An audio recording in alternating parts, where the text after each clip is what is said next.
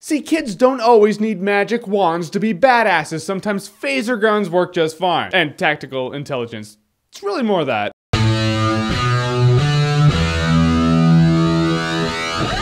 Ender's Game. So Ender's Game is the movie adaptation of the acclaimed book Ender's Game. I haven't read the book. I'm just letting you know this entire review will be through the eyes of a guy who has not read the Ender's Game book. Why? Because at this point in life, if I had read the Ender's Game book, I will have read it for the sake of reading it before the movie comes out. Every time I do that, I end up getting disappointed with the movies and it pisses me off. I wanted to review this movie as a movie, not a comparison to the book that would just ruin the movie for me. I could probably read the book now though, that'd be cool. So the plot of Ender's Game is some years ago, these aliens wiped out a lot of mankind, and this one commander was like, you know what, I'm gonna sacrifice myself and take out those dick bags. So now Harrison Ford and a crew of people are like, we need to recreate a commander like that, and we're gonna do it with children. Because you can mold a soldier from a child easier than you can with an adult, because kids are like sponges, they just soak everything up. That's why you shouldn't cuss around your children or let them watch violent movies and play violent video games. Except Mortal Kombat, that's fine, because it didn't mess me up, I guess. So the last best hope of mankind is Ender. So now we have a movie about a bunch of kids in a boot camp school. It's like if Harry Potter and a Starship Troopers movie that you could take seriously had a kid together. And I really enjoyed Ender's Game. First of all, Ender is an awesome character. Ender's a badass, he's really smart. I just like the way the movie conveyed how he sees the world. Everything's tactical, everything's a strategy. And it really beats over your head a really good point, and that is a good leader is not someone who leads with negative reinforcement. Positive reinforcement. Be that beacon that makes your crew feel like they are actually a really good crew. Don't be a dickhead. Ender's smart, he's strong, he's wise, he is mentally years beyond what his physical age is, but he's also vulnerable and human. I really like the character Ender. I once heard a quote about humbleness, and it was, humbleness is the ability to walk shoulder to shoulder with anyone and not make anyone feel like they're less. That is Ender. Oh, don't get me wrong, he's not a pussy. He won't take shit. I'm just saying, don't be a dick to the kid, because he's smarter than you, and he'll do that whole cool Sherlock Holmes fight you thing and win because he's smart. There's this one kid commander in the movie who's a total dick to Ender, and you're like, yeah, they're illustrating Napoleon complex with this kid. It kind of cracked me up. This kid's all like, hey,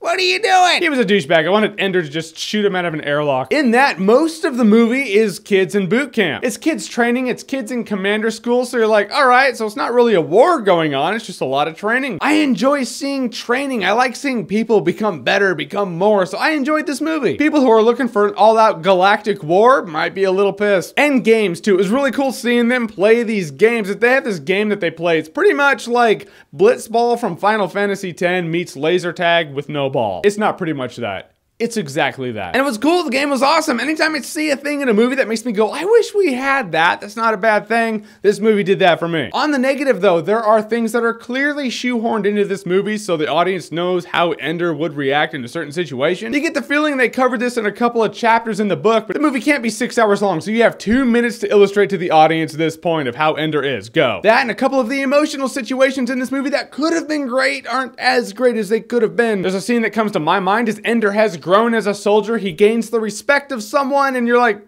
all right, I guess he did. I don't care as much as I should, and it is kind of irritating. However, the acting in this movie kicks ass. This kid who plays Ender is a badass. Harrison Ford was really good. Viola Davis was awesome. Her and Harrison Ford worked well together. Ben Kingsley was good in the movie for the short time he's in the movie. Ender's Game was a great movie about growth, and does the end justify the means? A couple of scenes felt like they were a little rushed. A couple of emotional moments were not as emotional as they should have been. However, the movie kicks ass, and the end of this movie is awesome. Like, you walk out of this movie thinking about the end. You're like, that was really cool. And I will say Ender's Game is worth buying on Blu-ray. It got me interested to read the books. You know how you walk out of some movie adaptations that are based off of books and you're like, I don't care to read the book.